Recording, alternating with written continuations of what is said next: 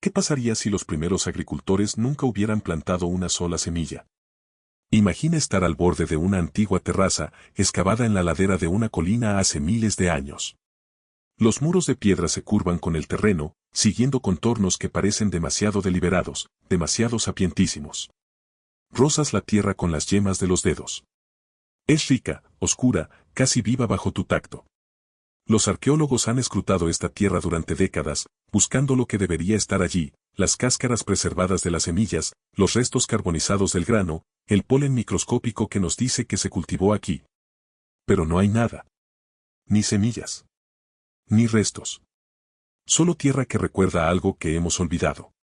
Si te atrae la historia que se esconde en el silencio entre lo que sabemos y lo que hemos perdido, considera suscribirte. Este canal está dirigido a quienes escuchan el pasado no como un libro cerrado, sino como una conversación en desarrollo.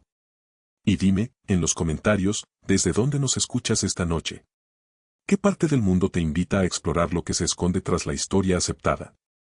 Nos cuentan una historia sencilla sobre la agricultura. Nuestros antepasados, hace entre 10 y 12 mil años, descubrieron que podían plantar semillas. Aprendieron a cultivar hierbas silvestres, a seleccionar los mejores ejemplares y a esperar con paciencia la cosecha durante temporadas. Esta fue la revolución neolítica, el momento en que la humanidad dejó de vagar y comenzó a construir. Las ciudades surgieron gracias a las semillas.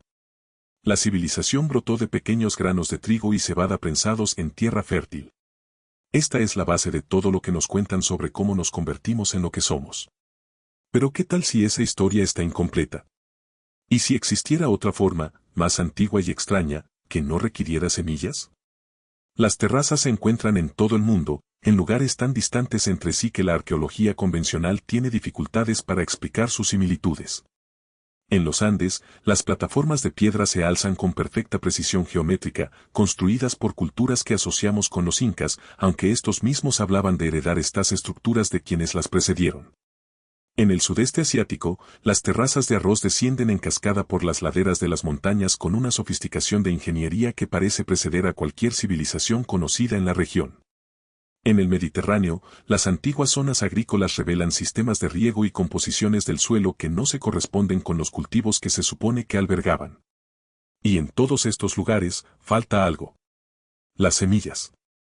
Se esperaría, si estas terrazas se utilizaran para la agricultura convencional, encontrar capas de evidencia botánica. Las semillas se conservan extraordinariamente bien en las condiciones adecuadas. Se carbonizan en incendios, dejan huellas en la arcilla, sus cuerpos de sílice persisten en el suelo durante miles de años. Los arqueobotánicos pueden reconstruir ecosistemas enteros a partir de los rastros microscópicos que dejan las plantas. Sin embargo, en ciertas terrazas, dispersas por los continentes, hay una ausencia. Un silencio en el suelo donde debería haber un coro de cosechas antiguas. ¿Qué creció allí? ¿Cómo creció sin ser plantado? El suelo en sí mismo ofrece pistas, aunque estas pistas plantean más preguntas que respuestas. Al analizarlas, la tierra de estas terrazas sin semillas revela algo extraordinario. No está agotada, como cabría esperar de una tierra cultivada durante siglos o milenios. En cambio, está enriquecida, con una complejidad que sugiere no extracción, sino cultivo del suelo mismo.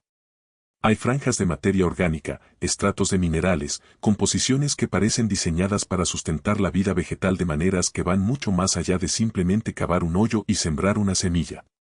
Algunos investigadores, dispuestos a trascender los límites de la interpretación convencional, los han denominado lechos de suelo regenerativos. El término sugiere algo casi vivo, un suelo que se renueva a sí mismo, que participa activamente en el proceso de crecimiento en lugar de servir simplemente como medio para él. Las características químicas son diferentes a las que se encuentran en la capa superficial del suelo natural o en la tierra cultivada mediante la agricultura tradicional.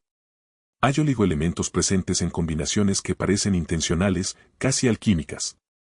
Y hay carbono, en grandes cantidades, secuestrado en formas que sugieren que la biomasa antigua no se quemó ni se compostó, sino que se transformó mediante procesos que apenas podemos comprender.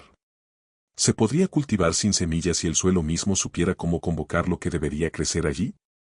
Parece imposible, una violación de todo lo que entendemos sobre botánica y agricultura. Y, sin embargo, en culturas separadas por océanos y milenios, existen mitos que hablan precisamente de esto. Historias de tierras que no necesitaban ser sembradas, solo despertadas. Los antiguos griegos hablaban de la Edad de Oro, cuando la tierra producía alimentos sin trabajo, cuando los humanos aún desconocían el peso del arado ni el ritmo de la siembra y la cosecha. En las tradiciones andinas, existen relatos de una época en que la tierra era joven y receptiva, cuando los ancestros podían estimular el crecimiento de la propia piedra mediante canciones y rituales que ya no recordamos. Las crónicas chinas hablan de cómo el emperador amarillo enseñaba métodos agrícolas que no se basaban en esparcir semillas, sino en comprender el aliento de la tierra, las energías sutiles que circulaban por el suelo, el agua y el aire. En las historias orales polinesias, las primeras islas se hicieron fértiles no trayendo plantas de otros lugares, sino pronunciando las palabras adecuadas al suelo volcánico, mediante ceremonias que preparaban la tierra para soñar con la existencia de sus propios jardines. Los descartamos como mitos, como adornos poéticos de culturas que intentan explicar tecnologías que no comprendían del todo. ¿Pero y si son recuerdos? ¿Y si son descripciones, filtradas por el tiempo y la traducción, de una práctica agrícola tan diferente a la nuestra que literalmente no podemos ver sus rastros, ni siquiera estando en medio de ellas? Las terrazas esperan en silencio, guardando sus secretos en un suelo que no habla el idioma que esperamos.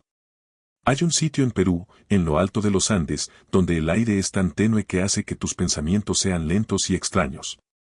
Las terrazas allí se llaman mourei y descienden en círculos concéntricos, como un anfiteatro construido para un público de tierra y cielo.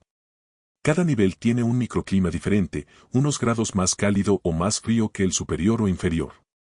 Los arqueólogos dicen que fue un laboratorio agrícola, un lugar donde los incas experimentaron con el cultivo de diferentes cultivos a distintas alturas, preparándolos para su trasplante a lo largo de su imperio.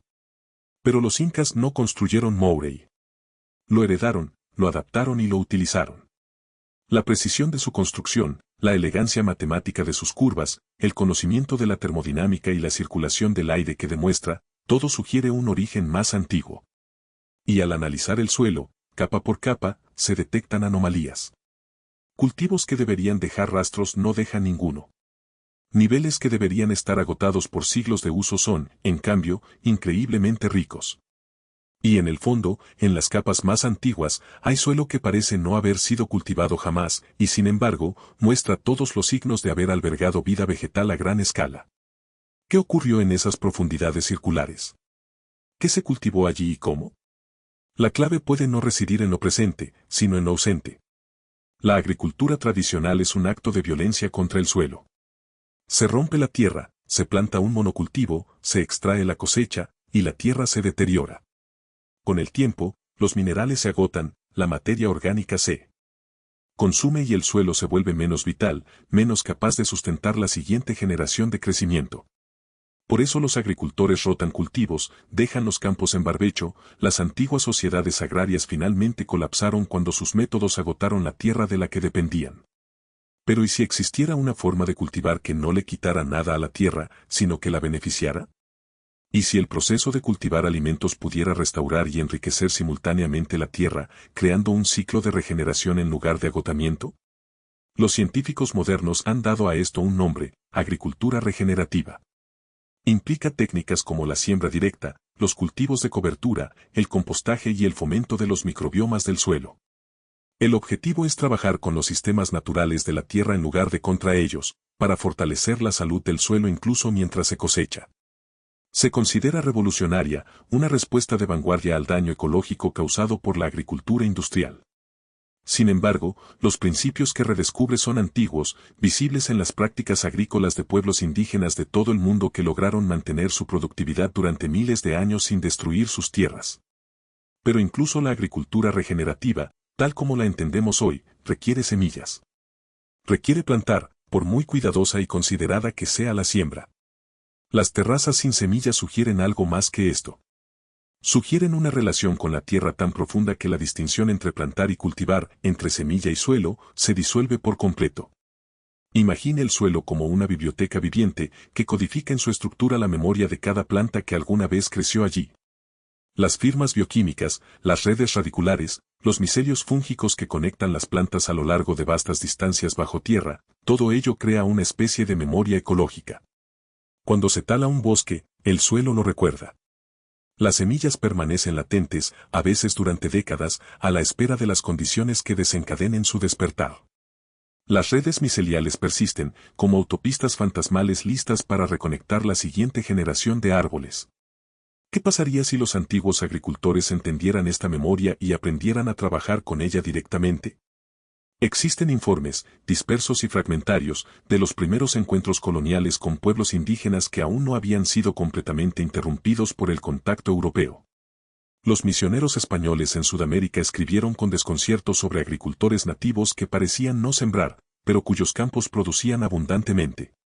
Describieron rituales realizados sobre la tierra, ofrendas hechas a la tierra, canciones cantadas al amanecer que, según se decía, invocaban las cosechas. Los misioneros descartaron esto como superstición, obra del diablo o engaño. Seguramente los nativos estaban sembrando semillas en secreto, razonaron. Pero algunos observadores fueron más cuidadosos, más curiosos. Esperaron la siembra que nunca llegó. Buscaron reservas de semillas que no existían. Y se quedaron con relatos que su propia cosmovisión no podía aceptar. En Japón, existe una práctica llamada agricultura natural, desarrollada en el siglo XX por Masanobu Fukuoka, pero basada en principios que, según él, eran mucho más antiguos. El método de Fukuoka implicaba una intervención mínima, sin arar, sin fertilizantes, sin desherbar, sin pesticidas. Esparcía bolas de arcilla con semillas en campos sin arar y dejaba que la naturaleza siguiera su curso. Pero en sus escritos posteriores, insinuó algo más esotérico. Habló de aprender a escuchar a la tierra, de permitir que el suelo dirija lo que debe crecer allí, de técnicas que trascendían incluso sus bolas de arcilla con semillas, adentrándose en ámbitos que le costaba articular en lenguaje moderno.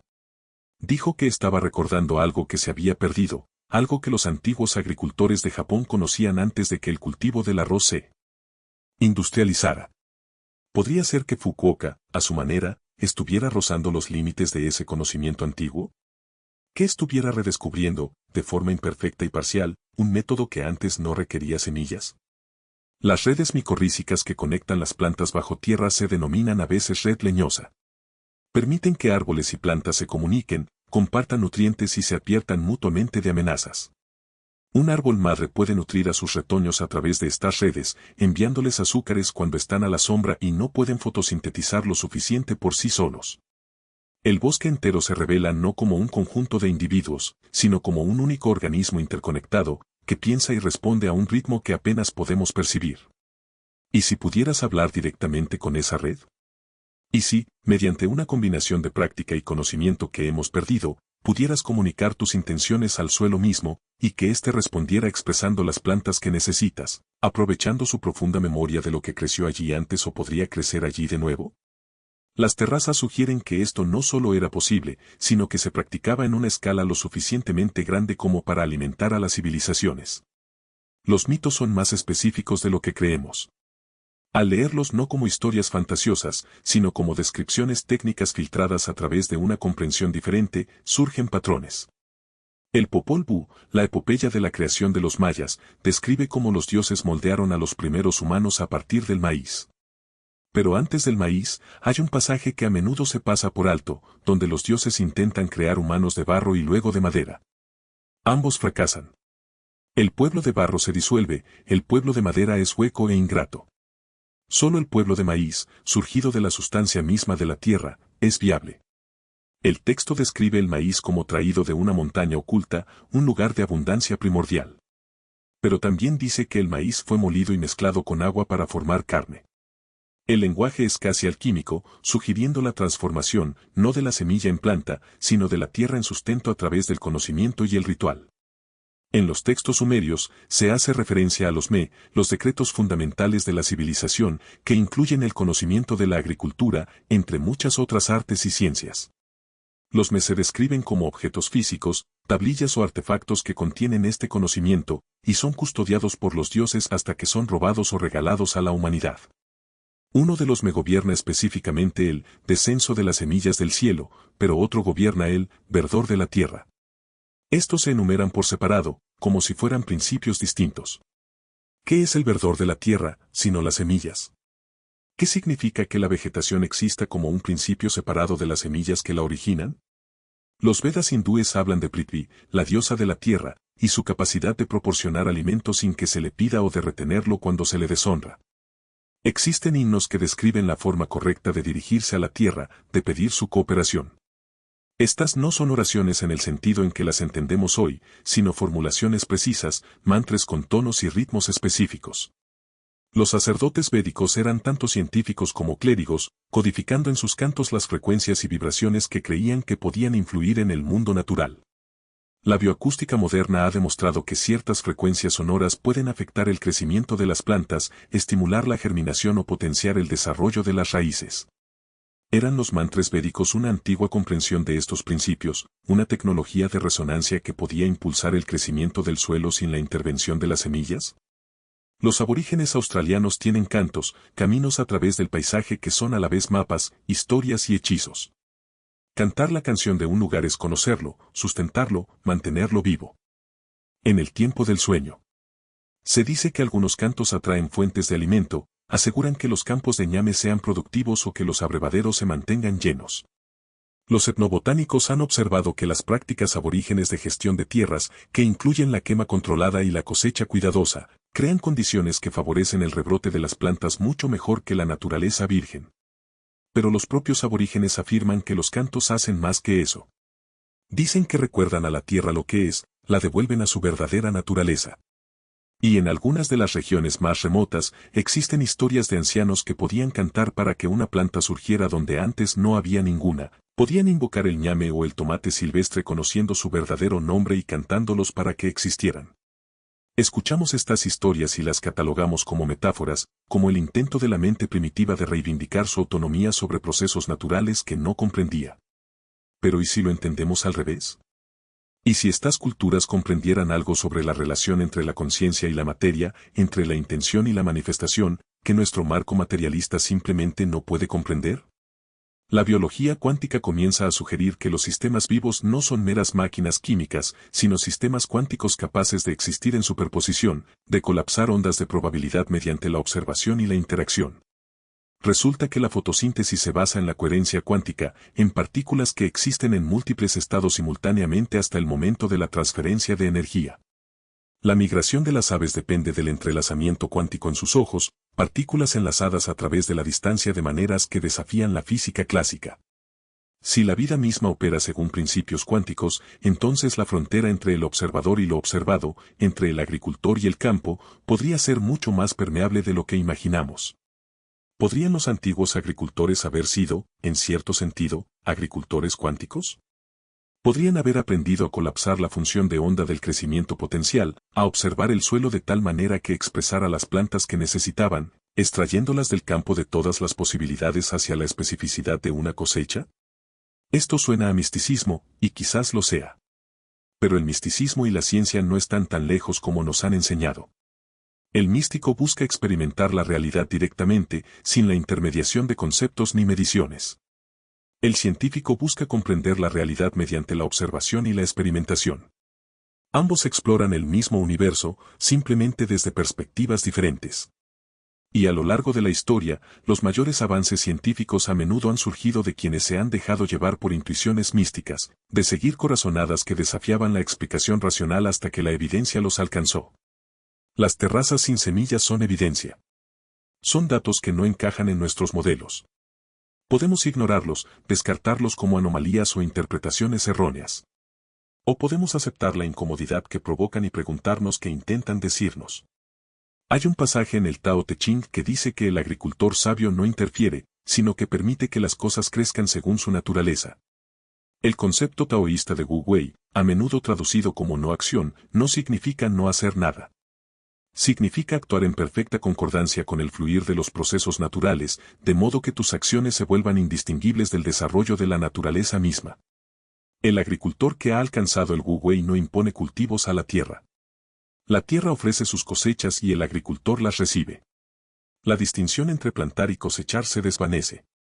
Solo existe el huerto, creciendo por sí mismo, y el ser humano que ha aprendido a participar en ese crecimiento sin perturbarlo. ¿Es esto poesía o instrucción? ¿Podría ser ambas cosas? La tierra de las terrazas espera. Ha sido enriquecida por algo, por alguien, mediante un proceso que desconocemos. Guarda el recuerdo de cosechas que no dejaron semillas. Y sigue ahí, aún rica, aún viva, tras miles de años de abandono. ¿Qué es lo que recuerda? La práctica, si fuera una práctica, habría requerido un tipo de conocimiento que nos cuesta categorizar. Se situaría en la intersección de la agricultura, la ecología, la psicología y algo que podríamos llamar tecnología espiritual, aunque este término conlleva un bagaje que oscurece más de lo que revela. Llamémoslo, en cambio, cultivo participativo, el arte de cultivar alimentos estableciendo una relación tan profunda con la tierra que ésta responde como un socio dispuesto en lugar de un medio inerte. Para comprender cómo podría funcionar esto, debemos reconsiderar qué es el suelo. Lo consideramos materia muerta, como la roca desintegrada y la materia orgánica descompuesta donde crecen las plantas. Pero el suelo está vivo. Una sola cucharada de tierra sana contiene más organismos que seres humanos en la tierra.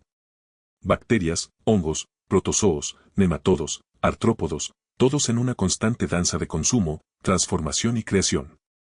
Estos organismos no solo viven en el suelo. Lo crean, lo mantienen y se comunican a través de él. Las redes fúngicas, las micorrizas, son particularmente importantes. Amplían enormemente el alcance de las raíces de las plantas, permitiéndoles acceder al agua y los nutrientes mucho más allá de sus propios sistemas radiculares. A cambio, las plantas proporcionan a los hongos azúcares producidos mediante la fotosíntesis. Es una simbiosis tan antigua y fundamental que la mayoría de las plantas no pueden sobrevivir sin ella. Pero las redes micorrízicas hacen más que transportar recursos. Transmiten información. Las señales químicas pasan a través de ellas, advirtiendo de ataques de insectos, señalando estrés por sequía y coordinando los tiempos de floración. La red es un sistema de comunicación, una red biológica que conecta todo el ecosistema.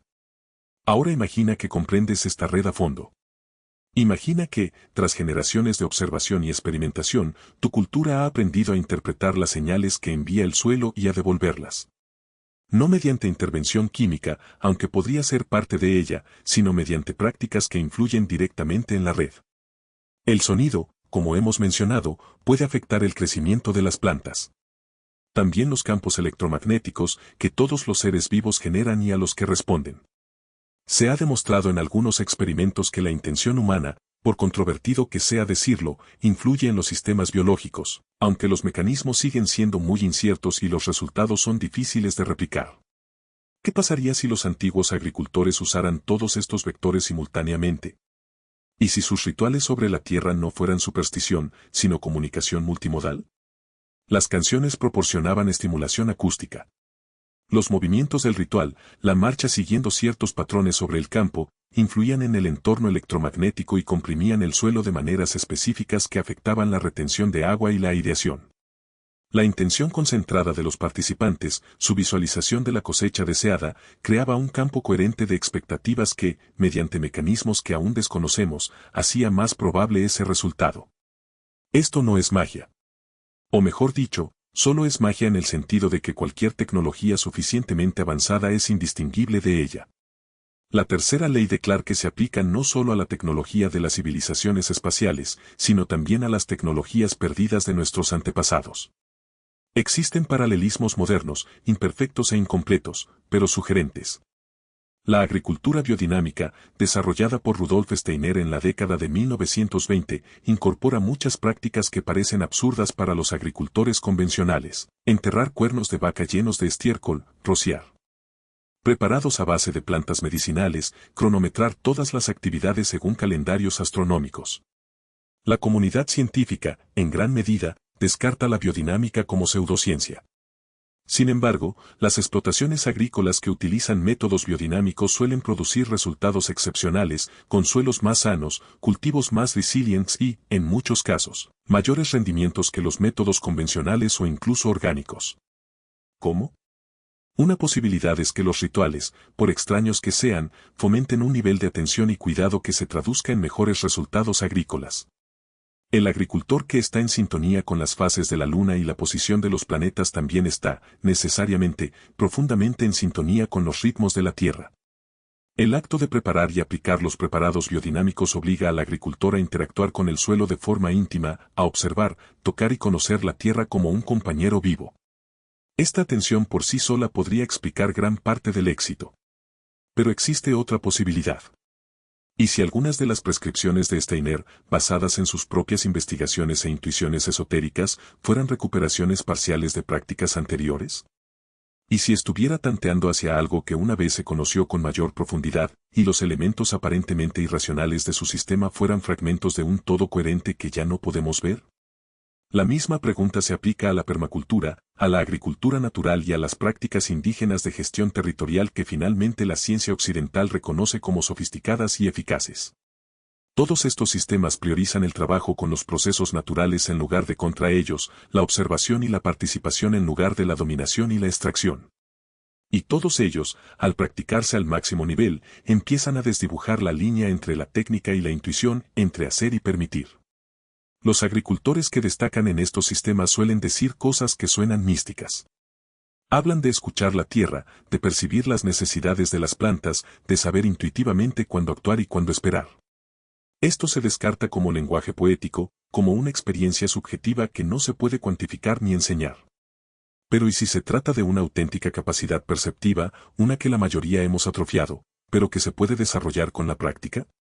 ¿Y si los antiguos agricultores, que vivían en una relación mucho más estrecha con la tierra que nosotros, hubieran desarrollado esta capacidad hasta un grado extraordinario y hubieran descubierto que, en su máxima expresión, les permitía influir en los procesos de crecimiento de maneras que ahora nos parecen imposibles?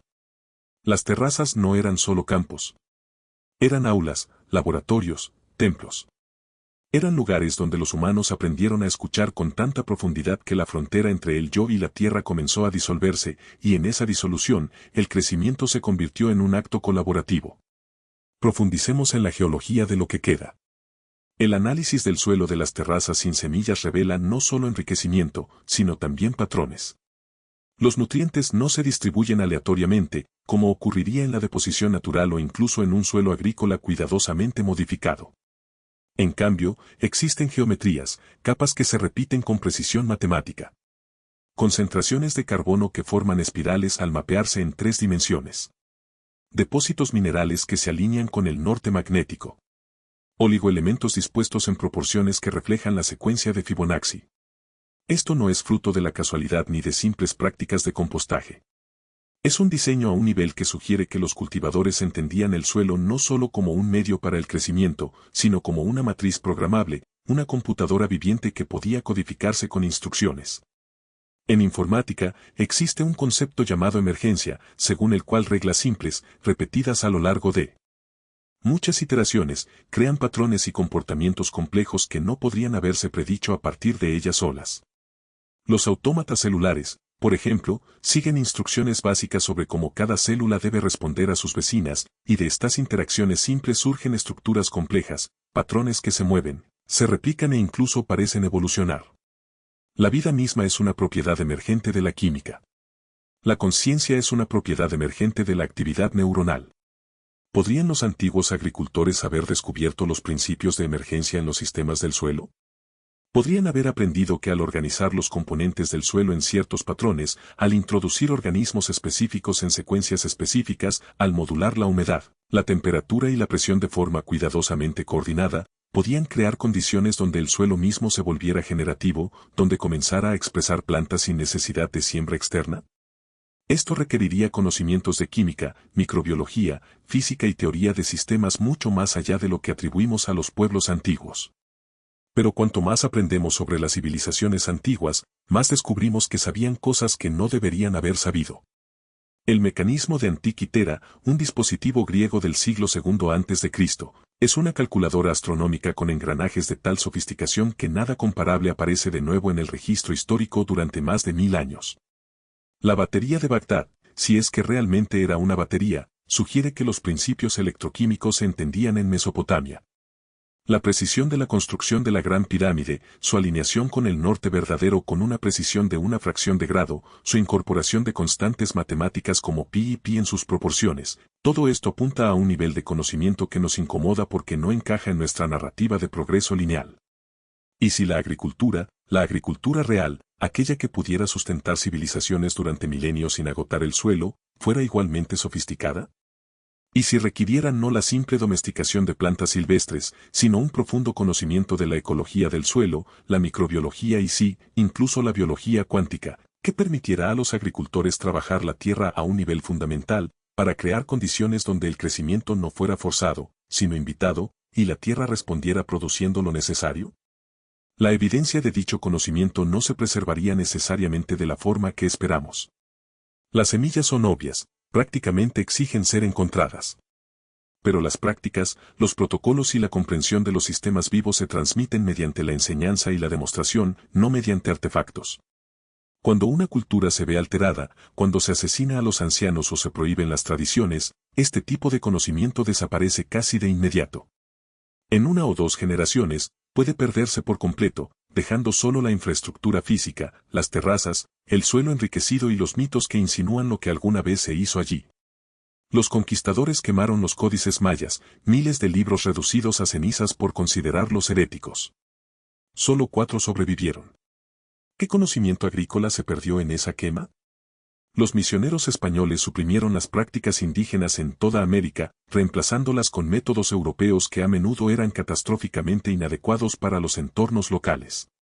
¿Qué técnicas de cultivo sin semillas, si existieron, se eliminaron en ese genocidio cultural? El mismo patrón se repite en todo el mundo. La colonización, la conversión religiosa, la industrialización, cada ola arrasa con el conocimiento tradicional, reemplazándolo con métodos estandarizados que pueden ser más fáciles de enseñar y controlar, pero que carecen de los matices y la profunda adaptación de lo anterior. Y dado que los colonizadores y modernizadores escribieron las historias, heredamos una que presenta a los pueblos indígenas y antiguos como primitivos, como afortunados beneficiarios de la abundancia natural, no como sofisticados practicantes de ciencias que aún no hemos recuperado por completo. Pero las terrazas recuerdan. El suelo, en su extraño enriquecimiento y sus patrones geométricos, recuerda. Y diseminados por todo el mundo, en comunidades aisladas que han mantenido la continuidad con sus ancestros, todavía hay personas que cultivan de maneras que parecen mágicas para los observadores externos. Cultivan alimentos en lugares que deberían ser áridos. Mantienen la productividad sin insumos, sin riego en desiertos, sin fertilizantes en suelos empobrecidos. Cuando los antropólogos les preguntan cómo lo hacen, las respuestas a menudo son frustrantemente vagas, no porque los agricultores oculten algo, sino porque el conocimiento es intuitivo, está incorporado, entretejido en la trama de su relación con la tierra de maneras que se resisten a la traducción al lenguaje de la ciencia occidental. Y así nos quedan fragmentos. Mito sobre el despertar de la tierra. Terrazas con tierra increíblemente rica y sin semillas. Experimentos modernos de agricultura regenerativa que insinúan principios que apenas comenzamos a articular. La biología cuántica sugiere que la vida opera según reglas que hacen que la frontera entre la mente y la materia sea más permeable de lo que pensábamos. Y en los espacios entre estos fragmentos, el esbozo de algo vasto y perdido, una ciencia agrícola que trató a la tierra como compañera, que entendió el crecimiento como un diálogo más que como una orden, y que logró resultados que apenas podemos imaginar, y mucho menos replicar. ¿Qué significaría volver a cultivar así? ¿Qué tendríamos que recordar o desaprender para establecer esa relación con la tierra? Las terrazas siguen ahí. El suelo sigue siendo fértil. El potencial sigue esperando, latente pero no muerto, como semillas que pueden germinar después de 1000 años. Solo que no hay semillas. Solo existe la tierra, y la pregunta de si podemos aprender a escuchar lo que intenta decirnos. Hay un sitio particular en los Andes que obsesiona a los investigadores que lo estudian. Se trata de una serie de terrazas cerca de Ollantaytambo, construidas en la ladera de una montaña con piedras encajadas con tanta precisión que es imposible deslizar un trozo de papel entre ellas. Las terrazas descienden en niveles, cada uno con un microclima perfecto, y el sistema de riego que las alimenta es tan sofisticado que el agua fluye cuesta arriba desafiando lo aparentemente posible, impulsada por principios hidráulicos que a los ingenieros les cuesta revertir. Pero lo que inquieta a los investigadores no es la piedra ni el agua. Es lo que crece allí ahora. Las terrazas fueron abandonadas hace siglos, abandonadas a la selva y la lluvia.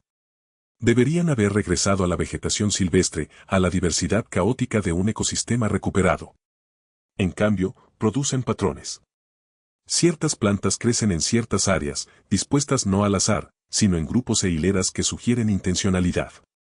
El maíz aparece en una sección, las papas en otra, plantas que nunca se cultivaron juntas crecen en zonas distintas, como si respondieran a límites invisibles. Los lugareños dicen que la tierra recuerda. Dicen que sus antepasados le enseñaron a la tierra que cultivar y la tierra no los ha olvidado. Celebran ceremonias en la época de la siembra, aunque no siembran en el sentido tradicional.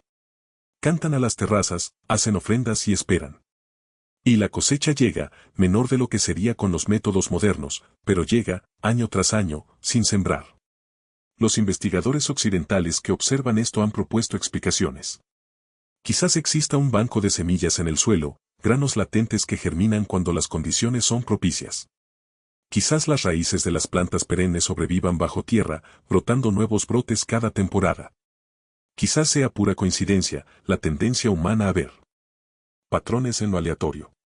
Pero los agricultores locales sonríen ante estas explicaciones y continúan con sus canciones, y las terrazas siguen produciendo sus cosechas pautadas, y el misterio persiste. ¿Y si ambas cosas fueran ciertas? ¿Y si existiera un banco de semillas, pero las canciones y las ceremonias fueran lo que lo activara, lo que indicara a las semillas latentes que era hora de despertar?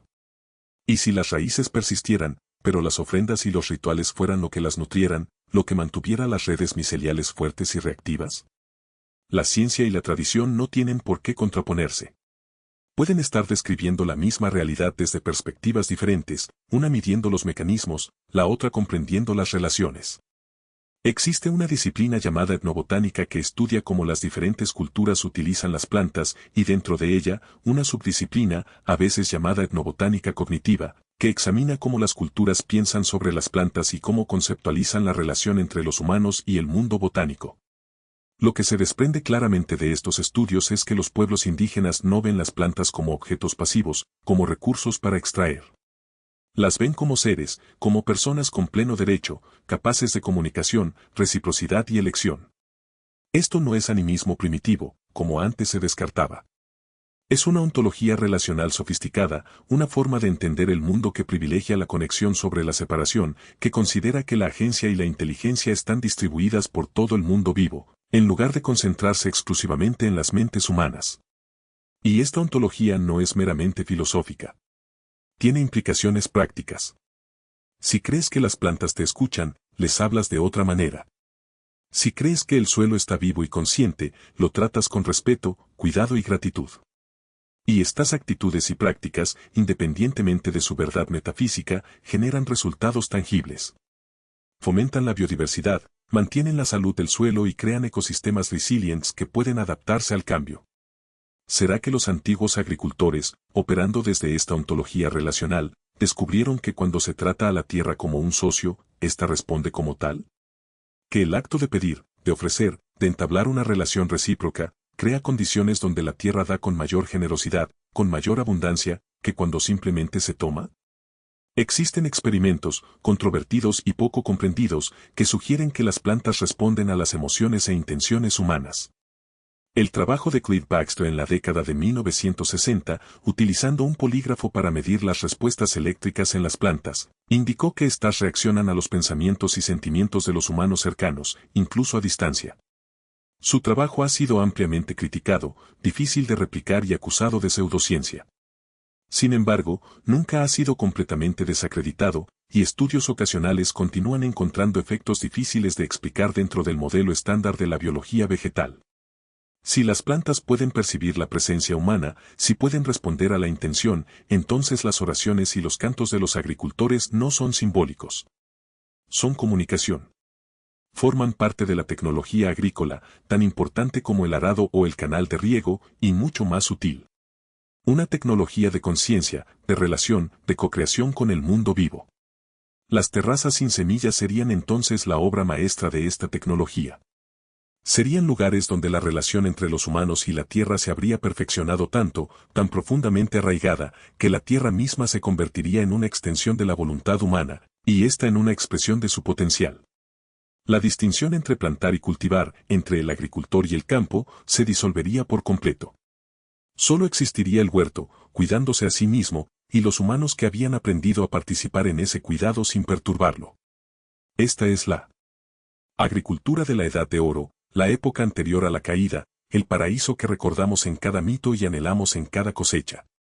Es el jardín del Edén antes de la expulsión, los campos elíseos, la tierra de verano, el lugar donde los alimentos crecían sin esfuerzo y la tierra era generosa porque era amada. Fuimos expulsados de ese jardín no por decreto divino, sino por olvido. Olvidamos cómo escuchar a la tierra. Olvidamos que ella podía oírnos. Olvidamos que no estábamos separados de ella, sino que éramos parte de ella, expresiones del mismo sistema vivo. Y al olvidar, empezamos a tomar en lugar de recibir, a dominar en lugar de participar, y la tierra, al dejar de ser amada, se volvió silenciosa y resistente. Las terrazas son una invitación al recuerdo. Son evidencia de que una vez conocimos otra forma de vida y una promesa de que podríamos conocerla de nuevo, si estamos dispuestos a reaprender lo que significa cultivar no como conquistadores, sino como amantes. Consideremos la distribución global de estas terrazas anómalas, estos sitios con suelos ricos y ausencia de semillas. No son aleatorias. Se agrupan en zonas geográficas específicas y, lo que es más importante, aparecen en capas temporales específicas. La datación por carbono de los suelos enriquecidos sitúa a muchas de ellas en un periodo limitado, hace aproximadamente 12 a 15.000 años, un periodo que coincide con una dramática perturbación climática, el fin de la edad de hielo, las rápidas inundaciones y la transformación de los paisajes a nivel mundial. Este es el mismo periodo en el que se supone que comenzó la agricultura, cuando se dice que los humanos inventaron la agricultura de forma independiente en varios lugares del mundo, el creciente fértil, el Valle del Río Amarillo, Mesoamérica, los Andes y África Occidental. La narrativa tradicional denomina a esto evolución convergente, culturas separadas que llegan a la misma innovación en respuesta a presiones ambientales similares. Pero la uniformidad de la innovación, el hecho de que aparezca casi simultáneamente en continentes sin contacto conocido, siempre ha sido inquietante para dicha narrativa. ¿Qué pasaría si la agricultura no hubiera comenzado en estos lugares? ¿Y si se hubiera reanudado?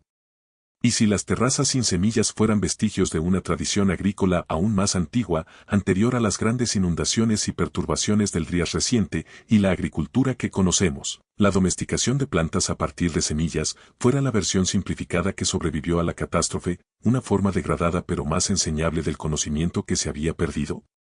Existe un concepto en biología evolutiva llamado atavismo, según el cual un organismo exhibe rasgos que se habían perdido generaciones atrás, rasgos ancestrales que reaparecen repentinamente.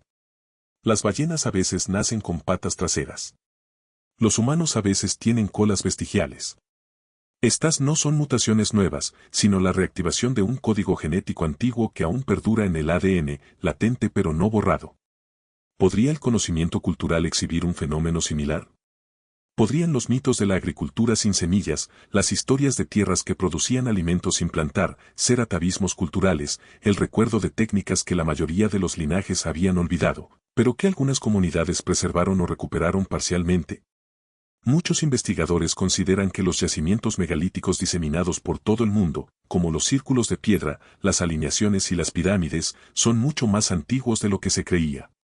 Göbekli Tepe, en Turquía, con sus enormes pilares tallados, data de al menos el 9500 a.C., lo que retrasa miles de años la cronología de una sociedad compleja. Pero Göbekli Tepe no era una ciudad. Carecía de estructuras domésticas y de evidencia de habitación permanente. Era un lugar ceremonial, un lugar de reunión, y a su alrededor existen evidencias de cultivo, de labrar la tierra de maneras que favorecieron la construcción y el uso del sitio. ¿Qué cultivaban? ¿Cómo lo cultivaban? La zona alrededor de Göbekli Tepe muestra indicios de domesticación temprana de plantas, una de las primeras evidencias de la transición de especies silvestres a cultivadas. Sin embargo, las semillas encontradas allí son formas intermedias, de transición, entre ancestros silvestres y las variedades completamente domesticadas que vendrían después. Y en algunas zonas cercanas al yacimiento, existen anomalías del suelo, zonas enriquecidas sin evidencia botánica clara.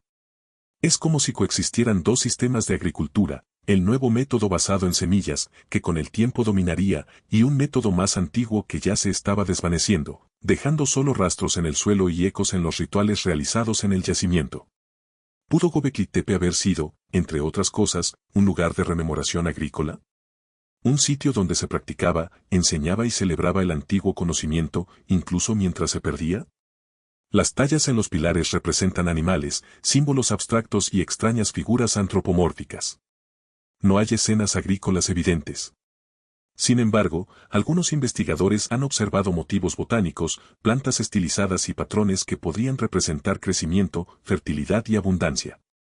Quizás el conocimiento estaba codificado allí, no en palabras o imágenes que reconoceríamos como instructivas, sino en forma simbólica, destinado a ser comprendido por los iniciados que ya conocían las prácticas.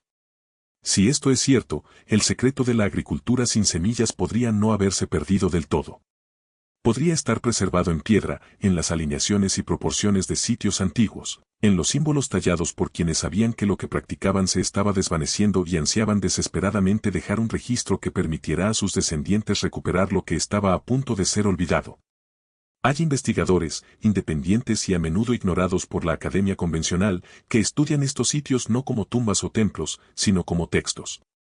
Miden los ángulos, analizan la acústica, mapean las alineaciones con estrellas y solsticios, y argumentan que los sitios encierran conocimientos avanzados de matemáticas, astronomía y, sí, agricultura. Proponen que las pirámides no son solo monumentos, sino manuales, instrucciones tridimensionales para prácticas y tecnologías que podrían recuperarse si supiéramos interpretarlas correctamente. Esto es especulativo, y gran parte puede ser una extralimitación, una búsqueda de patrones que encuentra significado donde solo hay coincidencia. Pero una parte, una pequeña fracción, puede ser una auténtica revelación. Y si tan solo un fragmento del antiguo conocimiento agrícola se conserva en piedra, si existe alguna posibilidad de que podamos descifrarlo y recuperar lo perdido, las implicaciones son asombrosas. Imagine un mundo donde se pudieran cultivar alimentos sin agotar el suelo, sin depender de fertilizantes y pesticidas derivados del petróleo, sin los monocultivos que hacen que nuestro suministro de alimentos sea tan vulnerable a las enfermedades y al cambio climático. Imagine una agricultura que regenere la tierra, que capture carbono y que genere biodiversidad en lugar de destruirla. Esto no es una utopía. Es simplemente un retorno a los principios que los pueblos indígenas practicaron durante milenios, elevados al nivel que los antiguos pudieron haber alcanzado antes de que se perdiera su conocimiento. Las terrazas esperan. La tierra es fértil. Las piedras están alineadas. Las canciones están medio olvidadas. Y nosotros, al borde del colapso ecológico, impulsados por la agricultura industrial que contamina la tierra y calienta la atmósfera, necesitamos desesperadamente otro camino. La pregunta es si estamos listos para escuchar lo que el pasado intenta enseñarnos, o si nuestra arrogancia nos impedirá aprender de aquellos a quienes hemos tachado de primitivos. La técnica, si pudiéramos recuperarla, no sería un método único, sino una constelación de prácticas, cada una adaptada a las condiciones, plantas, suelos y climas locales.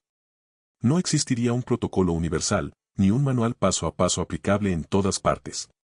Quizás por eso ha sido tan difícil reconocerla y preservarla. Nuestra mentalidad moderna busca replicabilidad, universalidad, una técnica que funcione de la misma manera en cualquier contexto. Pero el conocimiento agrícola antiguo era todo lo contrario.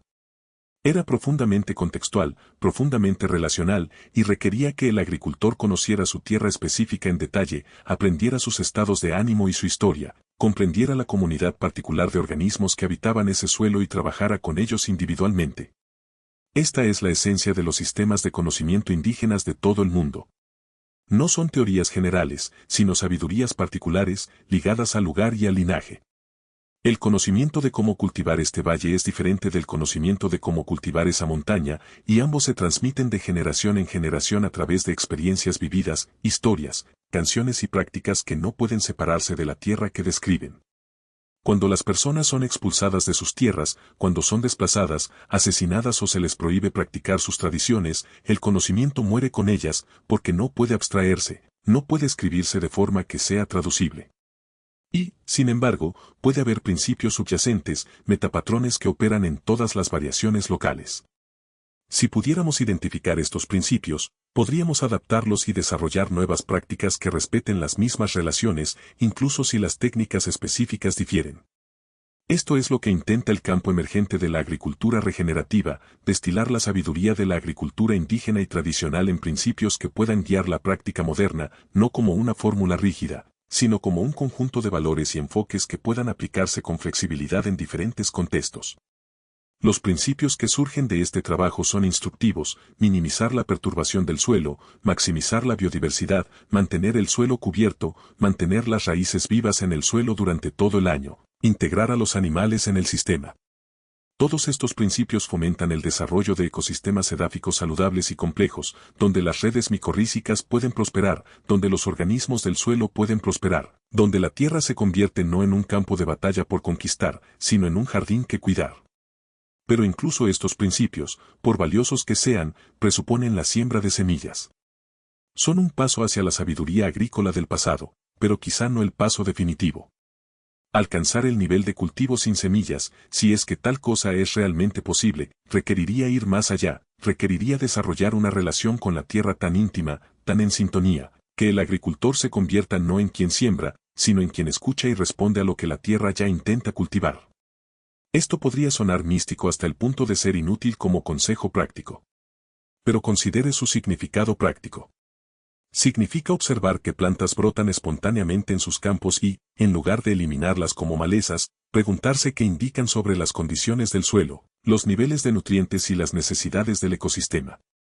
Significa aprender el lenguaje de la vegetación espontánea, como aparecen ciertas plantas cuando el suelo está compactado, tiene deficiencia de nitrógeno o se recupera de una perturbación. Significa apoyar las plantas que la tierra necesita, en lugar de forzarla a que produzca las plantas que usted desea. Con el tiempo, a medida que se enriquece el suelo, se fomentan las comunidades microbianas y las redes fúngicas, las plantas que se presentan espontáneamente se vuelven más deseables y productivas.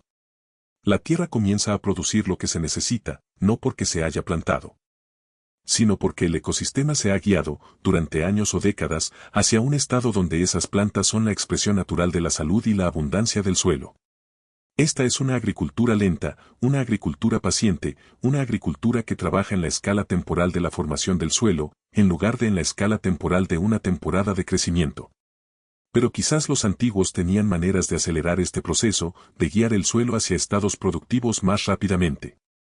Quizás los patrones geométricos en las terrazas enriquecidas sean claves para esta aceleración, arreglos que aprovechan las energías naturales, los campos geomagnéticos, los flujos de agua y la exposición solar, de maneras que aumentan rápidamente la complejidad del suelo.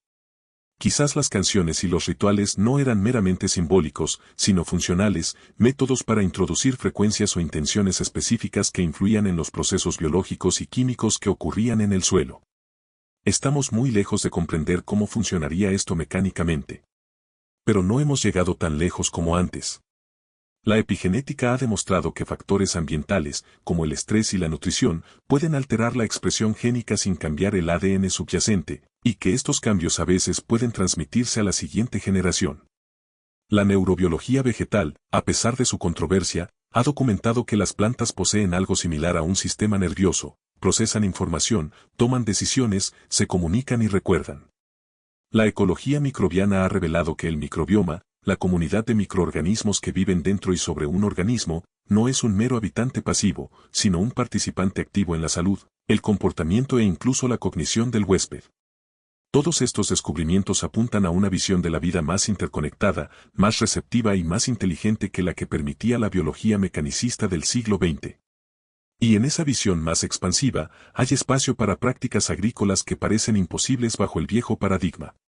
Hay espacio para la idea de que el suelo puede aprender, que las plantas pueden escuchar, que la frontera entre lo vivo y lo inerte, entre lo consciente y lo inconsciente, es mucho más permeable de lo que pensábamos. Los agricultores en las terrazas, cantando a la tierra en el aire enrarecido de la montaña, no son tontos aferrados a la superstición.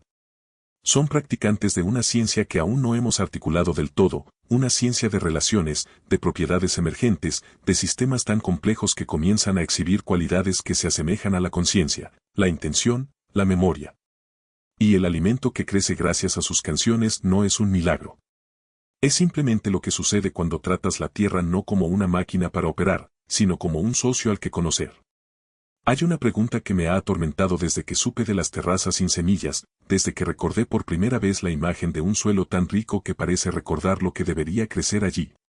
La pregunta es esta: ¿por qué lo olvidamos? Si nuestros antepasados realmente poseían un conocimiento agrícola tan sofisticado, tan sostenible, tan en sintonía con el mundo vivo que podían cultivar alimentos sin agotar la tierra, sin plantar semillas, ¿por qué desapareció ese conocimiento?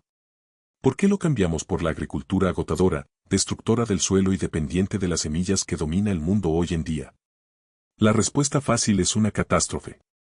El clima cambió, llegaron las inundaciones, las civilizaciones colapsaron y, en el caos, se perdió el conocimiento. Esto probablemente sea cierto en parte.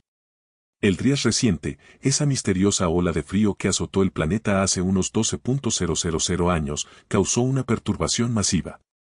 El nivel del mar subió, las costas desaparecieron bajo las olas y, con ellas, cualquier civilización que hubiera florecido en lo que hoy es la plataforma continental. Cuando las sociedades colapsan, cuando la supervivencia se convierte en la única prioridad, las prácticas sofisticadas que requieren años de formación y continuidad transgeneracional son lo primero que se pierde. Pero quizás haya algo más. Quizás el olvido no fue meramente accidental, sino estructural, incluso necesario, de alguna manera terrible. La agricultura que reemplazó los métodos antiguos, la domesticación de plantas basada en semillas, posee una cualidad de la que la agricultura tradicional quizá carecía: es escalable, transportable y fácil de enseñar a personas sin una profunda relación con la tierra. Se pueden llevar semillas de un lugar a otro. Se pueden enseñar los fundamentos de la siembra en una sola temporada. Es una tecnología más robusta, en el sentido de que depende menos del conocimiento sutil y de la conexión íntima. A medida que las poblaciones crecieron, las sociedades se volvieron más complejas y jerárquicas, y surgieron imperios que necesitaban alimentar ejércitos y ciudades lejos de las tierras que los sustentaban. La agricultura, más antigua y relacional, pudo haberse vuelto impráctica. Requiere demasiado tiempo, demasiada sensibilidad y demasiado conocimiento específico del lugar. No puede ser dirigida por una autoridad central. Se resiste al tipo de control y estandarización que requiere el poder centralizado. Así que quizás el olvido no fue del todo accidental. Quizás el conocimiento antiguo se suprimió, se dejó de lado deliberadamente, porque empoderaba a individuos y comunidades de maneras que dificultaban su control. Un agricultor que puede extraer alimentos de la tierra mediante su propia relación con ella no necesita comprar semillas de una autoridad central. No necesita seguir instrucciones sobre qué plantar y cuándo. Es autónomo, resiliente, y esa autonomía es una amenaza para las estructuras de poder que dependen de la dependencia. Esto es especulación, y no puedo probarlo. Pero es un patrón que se repite a lo largo de la historia. Los sistemas de conocimiento tradicional se suprimen no porque sean ineficaces, sino porque son demasiado eficaces, porque empoderan a las personas de maneras que desafían las estructuras de extracción y control. Las quemas de brujas de la Europa moderna temprana se dirigieron, entre otras, a las mujeres sabias que conocían la herbolaria, la partería y la medicina popular, conocimientos que competían con la autoridad emergente de la profesión médica, masculina e institucional. La supresión de las prácticas indígenas en América y en otros lugares se justificó como la introducción de la civilización y el cristianismo, pero también sirvió para quebrar comunidades autosuficientes y hacerlas dependientes de los sistemas coloniales. ¿Podría haber operado la misma dinámica con la agricultura? ¿Podría haber sido la transición de la agricultura sin semillas a la agricultura basada en semillas no solo una adaptación a las nuevas circunstancias, sino una consolidación del poder, una forma de garantizar que la producción de alimentos permaneciera bajo el control de quienes controlaban el suministro de semillas? De ser así, la recuperación del conocimiento ancestral no es un mero proyecto agrícola. Es un proyecto político, un acto de reivindicación de la autonomía y de desafío a los sistemas de control milenarios. Y eso hace que el proyecto sea a la vez más importante y más peligroso. Pero existe otra dimensión del olvido, quizás más inquietante. ¿Y si olvidamos porque el conocimiento nos exigía algo que ya no estábamos dispuestos a dar? La agricultura relacional de las terrazas, la agricultura que funciona mediante la escucha y la reciprocidad, requiere humildad. Requiere reconocer que no estamos separados de la tierra ni somos superiores a ella, que somos participantes de un sistema mucho más complejo e inteligente que nosotros. Requiere paciencia, atención, la disposición a aprender mediante procesos que operan en escalas de tiempo mucho más largas que una vida humana. Nuestra conciencia moderna, moldeada por milenios de agricultura que somete la tierra a nuestra voluntad, lucha con esto. Nos enseñan a vernos como excepcionales, como la cumbre de la evolución, como la especie que ha trascendido la naturaleza gracias a nuestra inteligencia y tecnología. Cultivar a la antigua usanza requeriría renunciar a ese excepcionalismo, admitir que la tierra puede saber cosas que nosotros desconocemos, que las plantas pueden tener sus propios propósitos que no necesariamente coinciden con los nuestros, y que nuestro papel no es dominar, sino participar y facilitar. Esta es una rendición difícil para una cultura que ha cimentado toda su identidad en el dominio y el control. Y quizá olvidamos, no porque nos viéramos obligados, sino porque lo elegimos, porque el conocimiento antiguo exigía una forma de ser en el mundo que nos resultaba intolerable, y la cambiamos por una forma de cultivar que nos permitía mantener nuestra ilusión de separación y supremacía, aunque poco a poco envenenaría la tierra y nos condenaría a un trabajo incesante. Si esto es cierto, la recuperación del antiguo conocimiento agrícola no se trata de redescubrir técnicas. Se trata de transformación, de convertirnos en personas capaces de recuperar ese conocimiento, capaces de conectar con la tierra sin necesidad de dominarla. Requiere sanar algo roto en nuestra conciencia, una herida tan antigua y profunda que hemos olvidado que existe.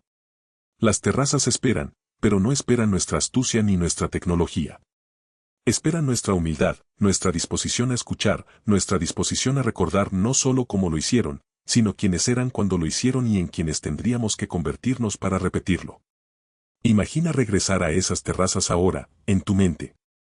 Imagina estar al borde de una ladera tallada, en algún lugar de los Andes, el Mediterráneo o el sudeste asiático, donde las piedras aún conservan la forma de una antigua intención. El sol se pone, tiñendo el cielo de tonos ámbar y violeta. El aire es fresco, con el aroma de la tierra y de las plantas en crecimiento, aunque no puedes identificar qué crece, porque no hay hileras familiares de cultivos ni campos ordenados. Solo está la tierra, respirando tranquilamente, y el suelo, oscuro y rico bajo tus pies. Te arrodillas y tocas la tierra.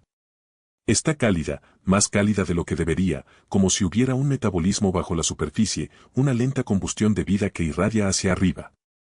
Puedes sentir su zumbido, una vibración tan sutil que podría ser tu imaginación o podría ser la actividad combinada de miles de millones de organismos, el microbioma del suelo cantando a una frecuencia apenas inferior a la del oído humano. Te quedas ahí mientras la luz se desvanece, con la mano apoyada en la tierra, e intentas escuchar. No con los oídos, sino con algo más profundo, una facultad de atención que has descuidado durante tanto tiempo que se ha atrofiado hasta casi inutilizarse. Escuchas lo que la tierra podría decir, lo que podría necesitar, lo que podría estar dispuesta a dar si se le pide con respeto y humildad. Al principio, no hay nada. Solo el parloteo de tus propios pensamientos, el interminable monólogo interior que ahoga todo lo demás. Pero te quedas, y poco a poco, los pensamientos se aquietan. Y en ese silencio, surge algo más. No palabras, ni siquiera imágenes, sino una sensación de potencial, de preparación. El suelo no es inerte. Está esperando. Lleva mucho tiempo esperando a que alguien le haga las preguntas adecuadas, le ofrezca la relación adecuada. Y en tu escucha, en tu simple presencia y atención, empiezas a preguntar. Este es el primer paso. No plantar, no labrar, no enmendar. Solo escuchar.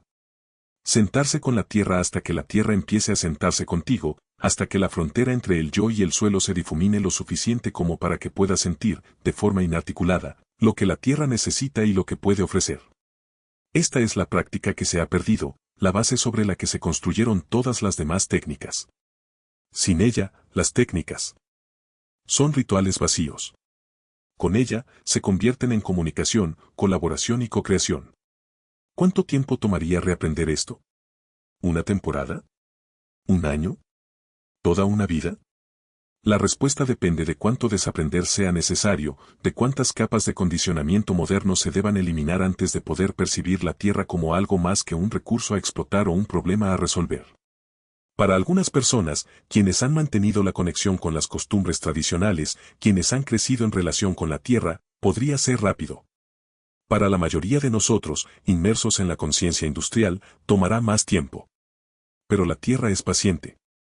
Lleva 12.000 años esperando. Puede esperar un poco más. ¿Y qué descubrirías si escucharas con suficiente atención? ¿Qué te diría la tierra si pudieras oírla? Quizás te diría dónde quiere fluir el agua y dónde quiere acumularse.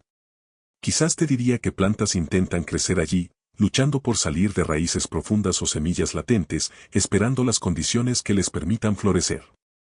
Quizás te diría que necesita, que elementos faltan o están desequilibrados, no en el lenguaje del análisis químico, sino en el lenguaje de la sensación, de lo correcto y lo incorrecto que percibes directamente en lugar de medir. Y luego, tras escuchar, responderías. No imponiendo tu voluntad, sino facilitando lo que la tierra ya intenta hacer. Podrías aportar materia orgánica, no como fertilizante en el sentido extractivo, sino como un regalo, como alimento ofrecido con gratitud y reciprocidad. Podrías introducir plantas, no necesariamente semillas, sino esquejes o raíces, o simplemente despejar el espacio y esperar a ver qué surge por sí solo.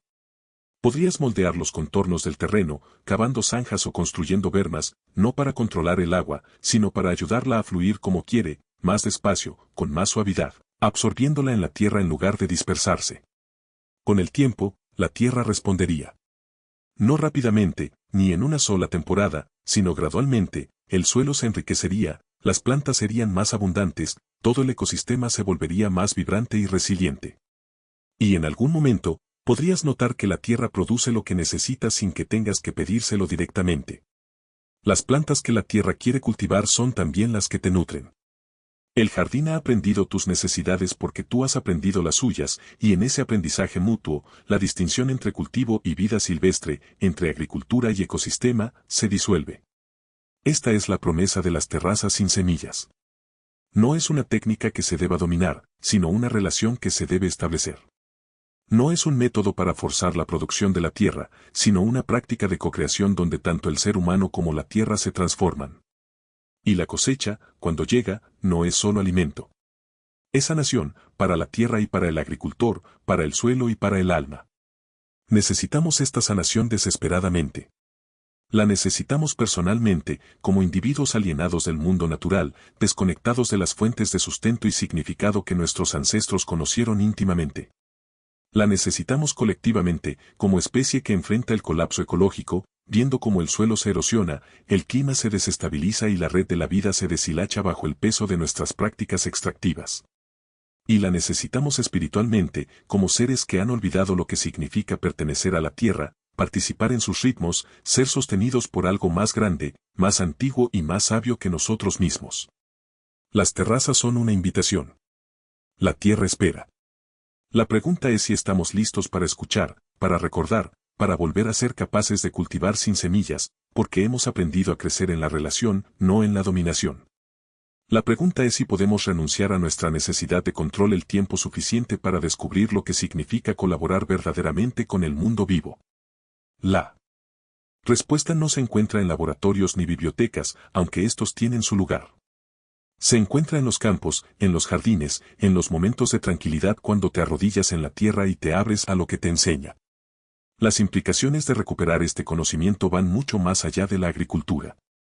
Si bien es cierto que la conciencia humana puede participar directamente en los procesos biológicos, que la intención y la atención pueden influir en el crecimiento y la salud del suelo, la frontera que hemos trazado entre la mente y la materia, entre lo humano y lo natural, no es tan sólida como creíamos.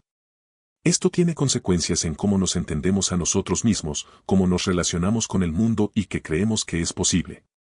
La ciencia occidental se ha construido sobre la base de la separación. El observador está separado de lo observado. La mente está separada del cuerpo. Los humanos estamos separados de la naturaleza. Esta separación ha sido productiva en muchos sentidos. Nos ha permitido estudiar el mundo objetivamente, desarrollar tecnologías y construir la compleja civilización que habitamos. Pero también ha sido destructiva. Nos ha permitido explotar el mundo natural sin culpa, porque no nos vemos parte de él. Nos ha permitido tratar nuestros propios cuerpos como máquinas, ignorar los susurros de la intuición y el conocimiento encarnado en favor del razonamiento abstracto.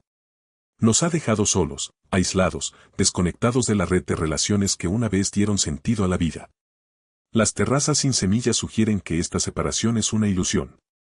Sugieren que la conciencia y la materia no están separadas, sino que se interpenetran, que la mente no está encerrada en el cráneo, sino que se extiende hacia afuera a través de la atención y la intención, moldeando y siendo moldeada por el mundo con el que interactúa.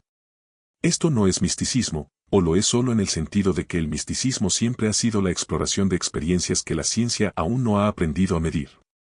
La física cuántica ya nos ha demostrado que el acto de observar influye en el comportamiento de las partículas, que el observador y lo observado están entrelazados de maneras que desafían nuestra comprensión intuitiva de una existencia separada e independiente. La biología está empezando a reconocer que los organismos no son individuos discretos, sino ecosistemas, comunidades de células y microorganismos que cooperan y compiten en una constante negociación de identidad. La neurociencia está descubriendo que la conciencia no se genera únicamente en el cerebro, sino que surge de la interacción entre el cerebro, el cuerpo y el entorno, un proceso distribuido que no puede localizarse en un solo órgano. Todos estos descubrimientos apuntan a una comprensión más relacional e interconectada de la realidad. Y en esa comprensión, la idea de que un agricultor podría influir en el crecimiento de los cultivos mediante la intención de que una comunidad podría sanar la tierra mediante el canto y la ceremonia, se vuelve no sobrenatural, sino natural, una expresión de capacidades que todos poseemos, pero que en gran medida hemos olvidado cómo utilizar. ¿Qué significaría vivir en un mundo donde esto se reconociera, donde nos entendiéramos no como actores separados que manipulan un entorno inerte, sino como participantes de un sistema vivo, receptivo e inteligente? ¿Cómo cambiaría nuestra relación con la Tierra, con los demás y con nosotros mismos? Requeriría humildad, ante todo. Humildad para reconocer que no somos los únicos seres inteligentes, que la inteligencia se distribuye por todo el mundo natural en formas que apenas comenzamos a reconocer. Los árboles se comunican a través de redes fúngicas. Las abejas toman decisiones colectivas mediante un proceso similar a la deliberación democrática. Los mohos mucilaginosos resuelven problemas espaciales complejos sin sistema nervioso central. La inteligencia está en todas partes, si estamos dispuestos a verla, y la nuestra no es superior, simplemente diferente. Requeriría paciencia. Los plazos de la sanación ecológica, la regeneración del suelo y el crecimiento forestal son más largos que la vida humana.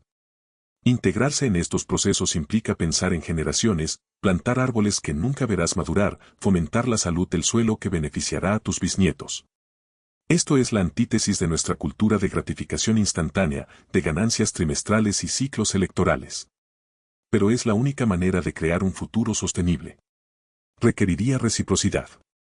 Si la tierra es un socio, no un recurso, entonces le debemos algo a cambio de lo que nos brinda. No solo en términos prácticos, como el compostaje y la rotación de cultivos, sino en términos de atención, cuidado y gratitud. Las ofrendas de los agricultores tradicionales no eran una superstición primitiva. Eran un reconocimiento de la deuda, un reconocimiento de que la relación entre los seres humanos y la tierra no es una extracción unidireccional, sino un intercambio mutuo. Y requeriría amor. No sentimental, no abstracto, sino el tipo de amor que nace de conocer algo profundamente, de prestar atención con el tiempo, de dejarse transformar por lo que uno encuentra. El tipo de amor que los padres sienten por sus hijos, que los artesanos sienten por sus materiales, que los místicos sienten por lo divino. Un amor que no es posesión ni control, sino aprecio y compromiso, la disposición a estar presente, a escuchar, a responder a lo que se necesita, día tras día, temporada tras temporada, año tras año. ¿Podríamos cultivar este tipo de relación con la Tierra? ¿Podríamos, colectivamente, como civilización, pasar de la dominación a la asociación, de la extracción a la reciprocidad? La evidencia no es alentadora. Nuestra trayectoria actual es de destrucción acelerada, de pérdida de suelo, caos climático y extinción masiva. Tratamos el planeta como si tuviéramos otro lugar a donde ir, como si las consecuencias de nuestras acciones fueran a recaer sobre otros o sobre nadie. Pero dentro de la cultura en general, existen movimientos, pequeños pero crecientes, de personas que intentan cultivar de forma diferente, vivir de forma diferente, recordar las antiguas costumbres y adaptarlas a los contextos modernos. El movimiento de la permacultura, el movimiento de la agricultura regenerativa, el movimiento de la soberanía alimentaria, el movimiento de la reintroducción de la naturaleza salvaje, todos ellos son, de diferentes maneras, intentos de sanar la relación entre los seres humanos y la tierra. Aún no son una corriente dominante, aún no tienen la fuerza suficiente para cambiar la trayectoria general. Pero son semillas, si se me permite la metáfora, plantadas en una tierra que empieza a recordar. Y quizás eso sea suficiente. Quizás la transformación no venga de arriba hacia abajo, de gobiernos o corporaciones que decidan cambiar de rumbo. Quizás venga de abajo hacia arriba, de individuos y comunidades que aprendan a escuchar de nuevo a la tierra, a cultivar con humildad, paciencia y amor, y a descubrir en esa práctica una forma de ser más satisfactoria, más significativa, más viva que la existencia alienada que ofrece la modernidad.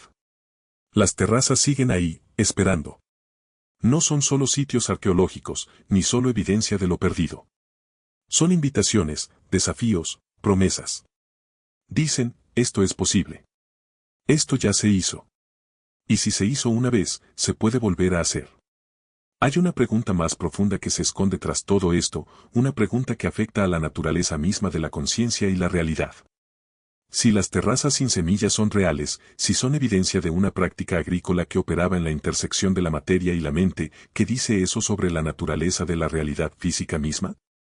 La ciencia moderna asume que la materia es primaria y que la conciencia es una propiedad emergente de disposiciones de materia suficientemente complejas, en concreto del cerebro.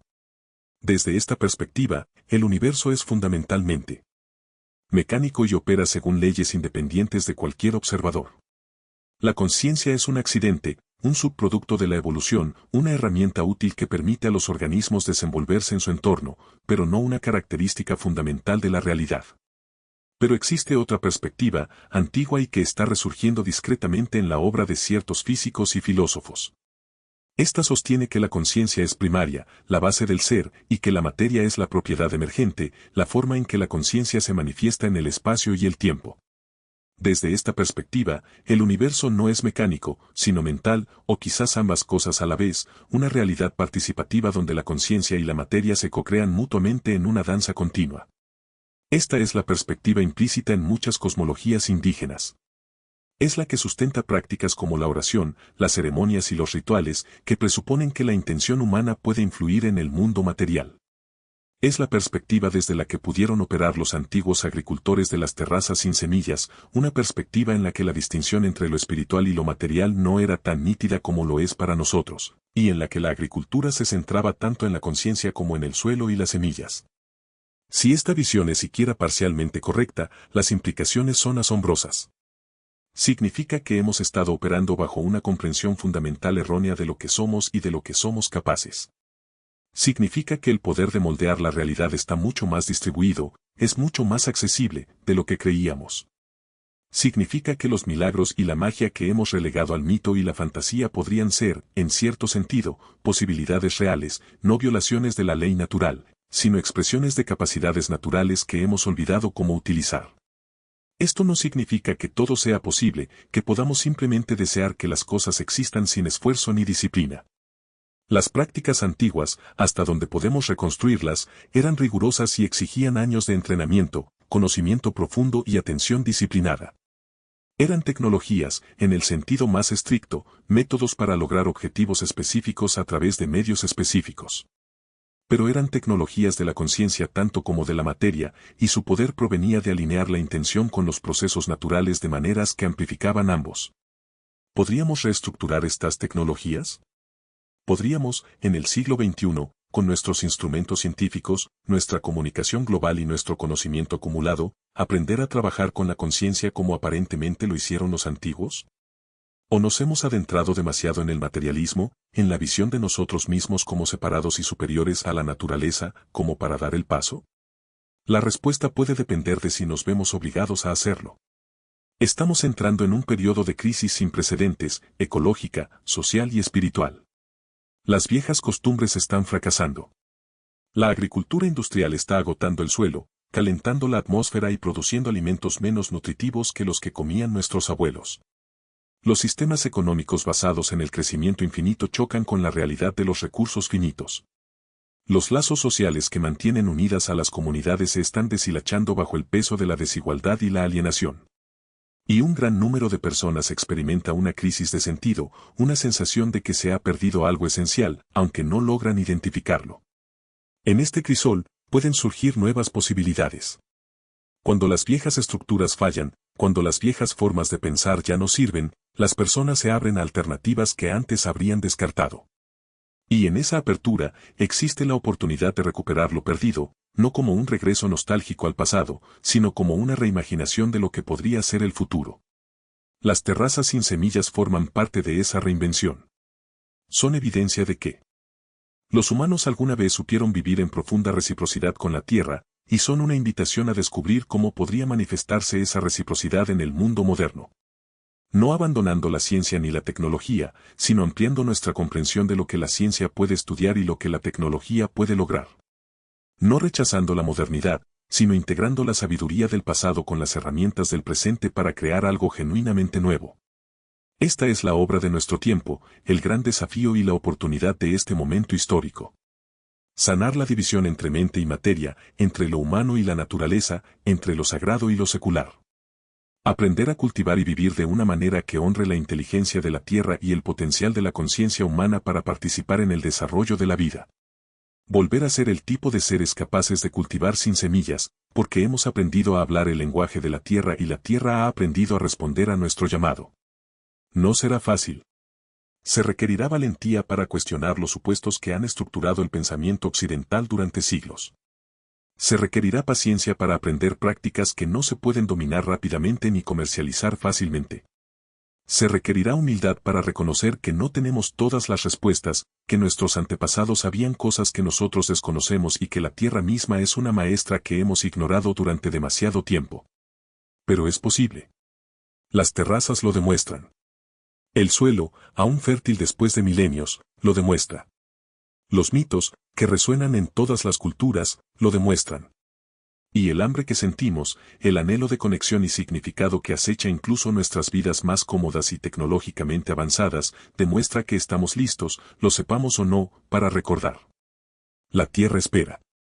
El conocimiento ancestral no se ha perdido del todo. Duerme en el suelo, en las canciones, en las piedras de las terrazas. Espera el toque de manos dispuestas a trabajar en equipo en lugar de dominar, voces dispuestas a cantar las viejas canciones o crear nuevas que honren las mismas verdades. Y cuando estemos listos, cuando suficientes de nosotros hayamos dado el paso hacia la humildad y la reciprocidad, la tierra responderá. Nos enseñará de nuevo. Nos mostrará cómo cultivar alimentos sin semillas, cómo sanar el suelo, cómo vivir de una manera que se regenere en lugar de agotar. Esto no es una promesa. Es una posibilidad en juego, esperando a que elijamos. Volvamos, una última vez, a las terrazas mismas. No a la imaginación ahora, sino a la especificidad de lo que queda. Las piedras siguen ahí, erosionadas pero intactas, describiendo curvas y ángulos que hablan de intención y conocimiento. El suelo sigue ahí, oscuro y profundo, llevando en su química el recuerdo de una riqueza que no debería haber sobrevivido a tantos siglos de abandono. Los canales de agua, algunos de ellos, aún funcionan, aún guían la lluvia y el deshielo por senderos tallados por manos que comprendieron cómo el agua quiere moverse. Y hay algo más, a menudo pasado por alto en los informes arqueológicos, mencionado solo de pasada, si es que se menciona. Las plantas. No son los cultivos que cabría esperar, ni la clara evidencia de trigo, maíz o patatas que nos indicaría que se cultivaba allí. Sino plantas voluntarias, silvestres y semisilvestres, que crecen en patrones que no son del todo aleatorios. Especies comestibles, medicinales o útiles, que aparecen en grupos y disposiciones que sugieren no la plantación humana, sino la influencia humana, como si la tierra misma intentara proporcionar lo que los humanos necesitan, aunque estos no hayan cuidado estas terrazas en siglos. ¿Podría ser esto un remanente de la práctica original? ¿Podría la tierra haber sido tan inculcada, tan profundamente marcada con la intención de nutrirse y prosperar, que continúa expresando esa intención incluso ahora, generaciones después de que los agricultores se marcharan? ¿O es simplemente coincidencia, la creación aleatoria de patrones de la sucesión ecológica, a la que le damos importancia porque queremos creer que aquí hay un secreto, una sabiduría perdida esperando ser recuperada? No hay forma de saberlo con certeza.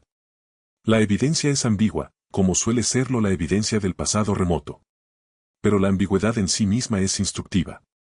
Nos obliga a afrontar la incertidumbre, a reconocer que hay preguntas que no podemos responder definitivamente y a decidir cómo responderemos a esa incertidumbre. ¿Descartaremos lo que no podemos explicar o permaneceremos abiertos a posibilidades que cuestionen nuestras suposiciones?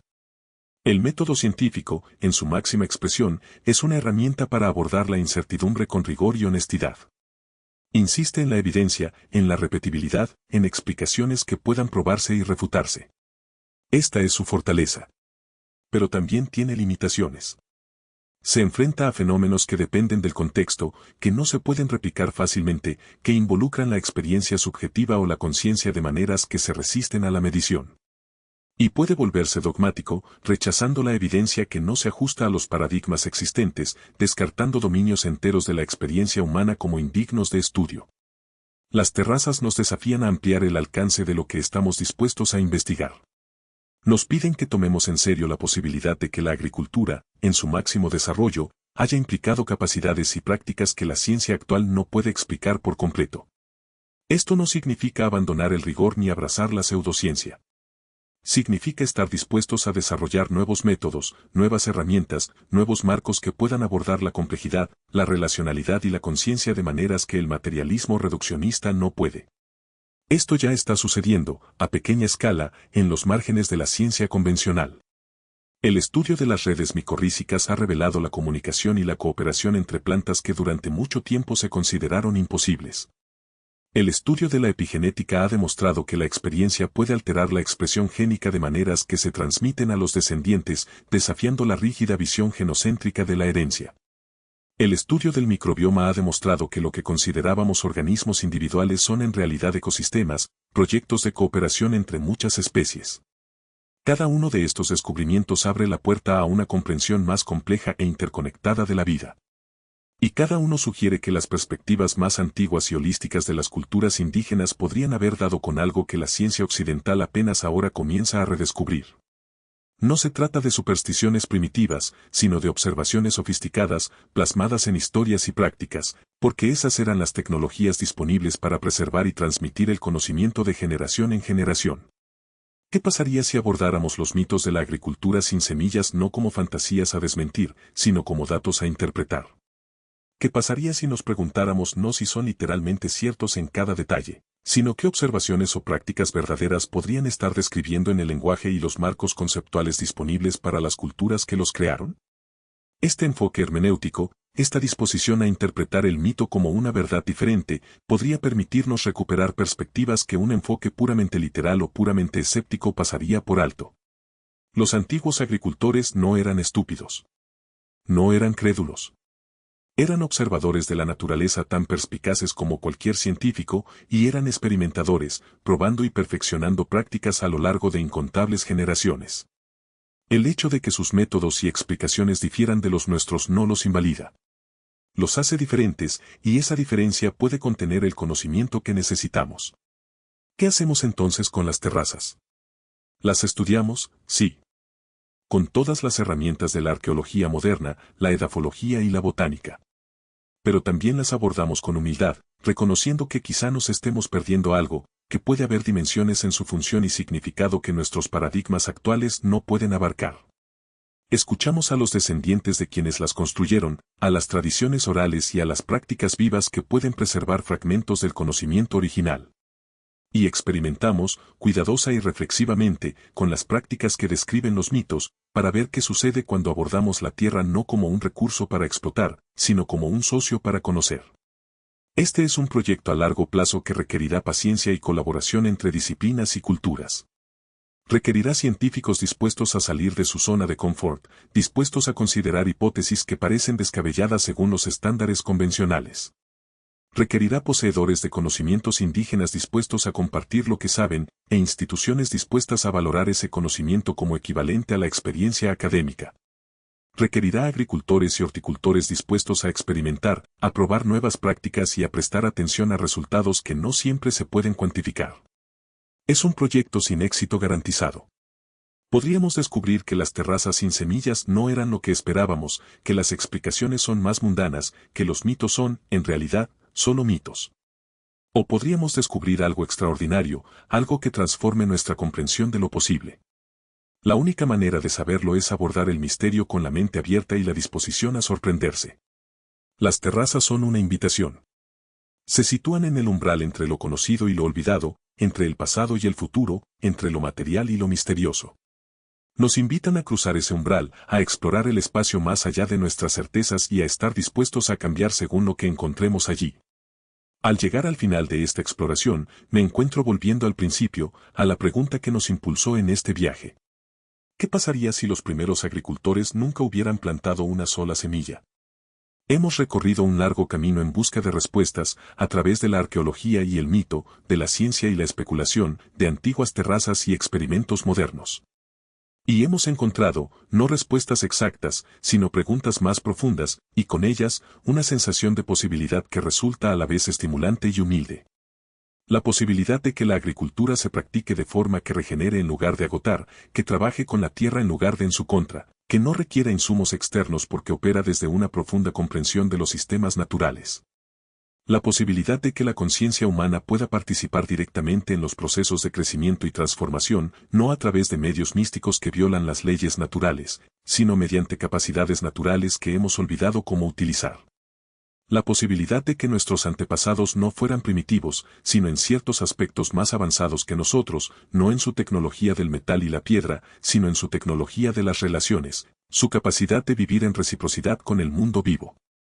Estas posibilidades no están comprobadas. La evidencia es fragmentaria, ambigua y susceptible de múltiples interpretaciones. Pero tampoco están refutadas. Siguen siendo posibilidades vivas, a la espera de que las investiguemos con la seriedad y el rigor que merecen. E incluso si la investigación finalmente demuestra que la realidad fue menos extraordinaria de lo que sugieren los mitos, el recorrido en sí mismo es valioso. Nos obliga a cuestionar suposiciones, a examinar los fundamentos de cómo practicamos la agricultura y cómo entendemos nuestra relación con la tierra. Y esas preguntas por sí solas, independientemente de a dónde nos lleven, son esenciales para crear un futuro más sostenible y significativo. Porque la verdad es que necesitamos una nueva agricultura. El antiguo modelo industrial de monocultivos, insumos químicos y extracción mecanizada está fracasando. Está agotando el suelo, contaminando el agua, desestabilizando el clima y produciendo alimentos menos nutritivos y menos seguros que los que comían nuestros antepasados. No es sostenible, en ningún sentido de la palabra. No puede continuar indefinidamente, y cuanto más persistamos en él, más daño causaremos y más difícil será recuperarnos. Están surgiendo alternativas, prácticas como la agricultura regenerativa, la permacultura y la agroforestería que trabajan con los sistemas naturales en lugar de contra ellos. Son pasos en la dirección correcta y merecen apoyo y expansión. Pero ¿y si aún no son suficientes? ¿Y si existe un nivel más allá, una forma de agricultura que los antiguos conocían y que apenas comenzamos a vislumbrar? ¿No deberíamos investigar esa posibilidad, aunque parezca inverosímil, incluso si nos obliga a reconsiderar supuestos fundamentales sobre la conciencia y la materia, sobre la ciencia y la espiritualidad, sobre lo posible? Creo que deberíamos. No con credulidad, ni abandonando el pensamiento crítico ni el rigor empírico, sino con la mente abierta y la disposición a seguir la evidencia a donde sea que nos lleve, incluso si nos lleva a un terreno que nos incomoda. Porque hay demasiado en juego para cualquier cosa menos. Estamos en una carrera contra el colapso ecológico y necesitamos todas las herramientas, todas las ideas, cada pizca de sabiduría que podamos recuperar del pasado o descubrir de nuevo en el presente. Las terrazas sin semillas podrían albergar la clave de esa sabiduría. O quizás no. Pero nunca lo sabremos a menos que las observemos, a menos que nos acerquemos a ellas no como curiosidades o anomalías que se puedan explicar, sino como invitaciones a aprender, como evidencia de que la agricultura y el potencial humano pueden tener más de lo que nuestros paradigmas actuales permiten. Así que los invito, donde quiera que estén, sea cual sea su relación con la tierra, a unirse a esta exploración. Si tienen acceso a la tierra, experimenten con prácticas que fomenten la relación en lugar de la extracción. Escuchen al suelo, conozcan sus necesidades, observen qué plantas se ofrecen voluntariamente y que podrían indicarles sobre la salud del ecosistema. Si no tienen acceso a la tierra, apoyen a quienes practican la agricultura regenerativa, quienes intentan sanar la relación entre los humanos y la tierra. Aprendan sobre las prácticas indígenas de gestión de tierras, sobre la sabiduría agrícola arraigada en las culturas tradicionales y promuevan que ese conocimiento se valore y se preserve. Y lo más importante, cultiva en tu interior las cualidades que requiere este tipo de agricultura. Humildad, para reconocer que no tienes todas las respuestas. Paciencia, para trabajar en plazos más largos que la gratificación inmediata. Atención, para observar con profundidad y aprender de lo que ves.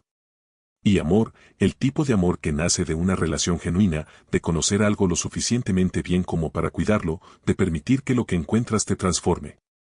Estas cualidades no son solo para la agricultura.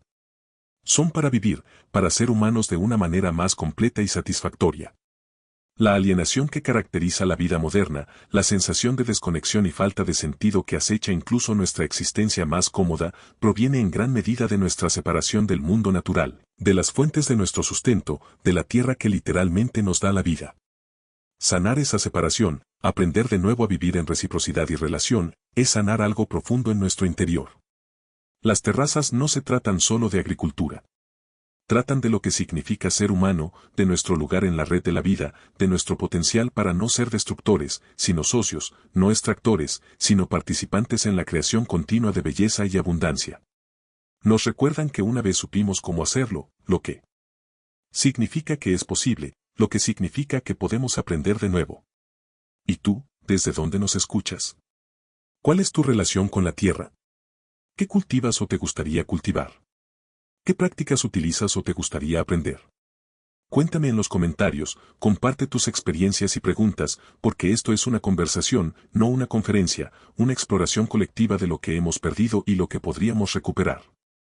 Y si este viaje te ha resultado valioso, si ha despertado en ti algo, como curiosidad, anhelo o la determinación de aprender más, considera suscribirte. Este canal está dirigido a quienes se sienten atraídos por la historia y la ciencia que desafían las narrativas convencionales, que nos invitan a cuestionar y a reflexionar, que nos recuerdan que el pasado puede ser la clave del futuro que necesitamos crear. Las terrazas esperan. El suelo es rico. El conocimiento no se ha perdido del todo. Y la pregunta de qué haremos con lo que queda es nuestra. Al final, quizás el mayor regalo de las terrazas sin semillas no sea el conocimiento específico que puedan o no contener, sino la forma en que nos sacan de nuestra incertidumbre.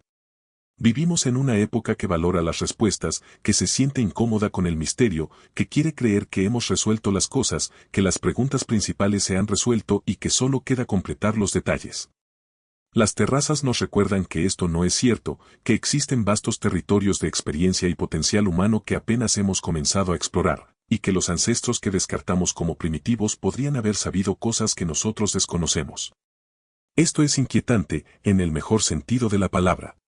Desestabiliza la arrogancia de la modernidad, la suposición de que somos la cumbre del desarrollo humano, de que todo lo que nos precedió fue solo un preludio de nuestro logro. Nos obliga a considerar la posibilidad de que el arco de la historia no sea una línea recta de progreso, sino algo más complejo, que ha habido altibajos, momentos de extraordinaria perspicacia y largos periodos de olvido, y que quizás estemos viviendo en uno de esos periodos de olvido, convencidos de que estamos iluminados incluso mientras destruimos los cimientos de nuestra propia supervivencia. Pero la inquietud no es lo mismo que la desesperación. Las terrazas también ofrecen esperanza. Sugieren que el conocimiento que necesitamos no se ha perdido sin remedio, que sigue ahí, esperando en la tierra, las piedras y las canciones, esperando a que estemos listos para escucharlo de nuevo. Sugieren que los humanos somos capaces de vivir en profunda reciprocidad con la tierra, que podemos ser una fuerza regenerativa en lugar de destructiva, y que el camino hacia esa forma de ser no pasa por una tecnología futurista que aún no existe, sino por recuperar y reimaginar prácticas tan antiguas como la agricultura misma. Esto no es un llamado a regresar al pasado, a rechazar la modernidad y a regresar a un estado prelapsario imaginario. No podemos retroceder, aunque quisiéramos. Mucho ha cambiado, mucho se ha perdido y ganado. Pero podemos avanzar de forma diferente. Podemos tomar las perspectivas del pasado e integrarlas con las herramientas del presente para crear algo nuevo, una agricultura y un estilo de vida que honre la sabiduría de los ancestros y, al mismo tiempo, enfrente los desafíos del mundo contemporáneo. ¿Cómo sería una agricultura así? Sería diversa, adaptada a las condiciones locales en lugar de impuesta desde arriba. Sería regenerativa, fomentando la salud del suelo y la biodiversidad en lugar de agotarlas. Sería relacional, basada en la colaboración con la tierra en lugar de su dominio. Sería consciente, reconociendo que la atención y la intención del agricultor son tan importantes como los insumos físicos. Y sería hermosa, porque la belleza no es un lujo ni una ocurrencia posterior, sino una señal de que las cosas funcionan como deberían, de que el sistema es sano y completo. Parte de esto ya está sucediendo. En zonas de todo el mundo, la gente cultiva de maneras que encarnan algunos o todos estos principios. Están demostrando que es posible producir alimentos en abundancia mientras se regenera la tierra, alimentar a las comunidades mientras se fomenta la biodiversidad, ganarse la vida viviendo en reciprocidad con el mundo natural. Estas son las semillas, por así decirlo, del futuro que necesitamos. Son pequeñas ahora, pero tienen el potencial de crecer, propagarse y transformar el sistema en su conjunto si las cuidamos, las protegemos y aprendemos de ellas. Y tú puedes ser parte de esto.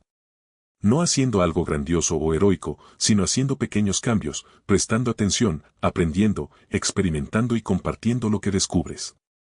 Si tienes un huerto, cultívalo prestando más atención a la salud del suelo, a la biodiversidad y a las relaciones.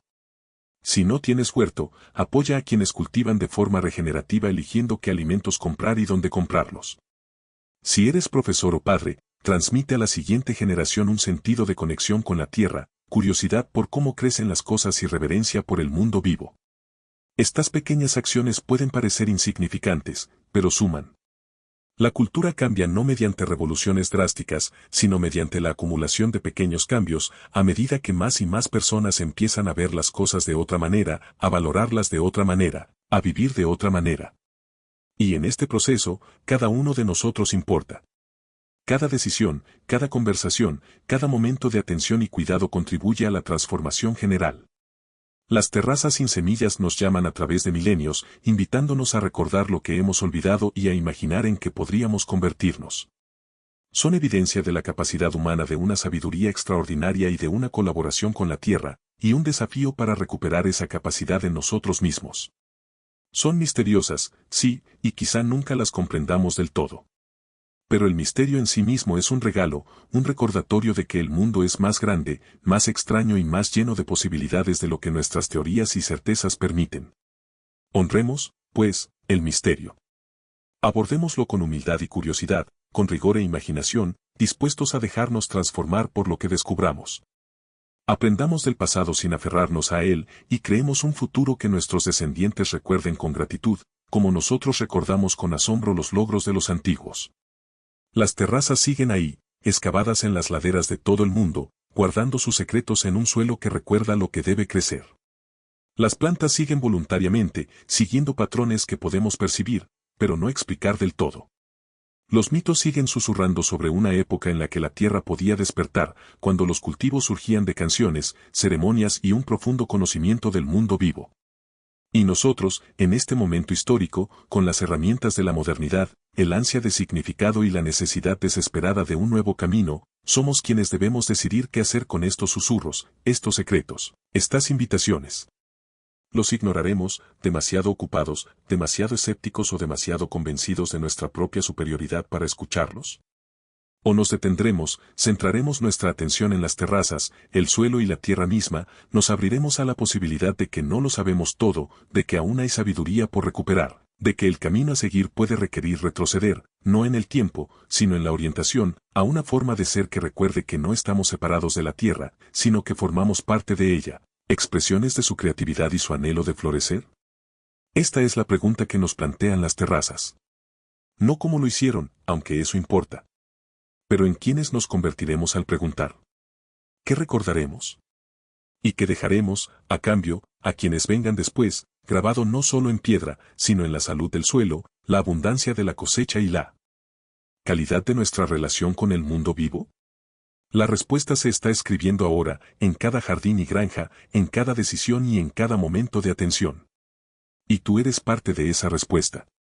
Todos lo somos. Duerme bien y sueña con campos que crecen solos, con tierra que recuerda, con un tiempo que una vez conocimos y que tal vez volveremos a conocer.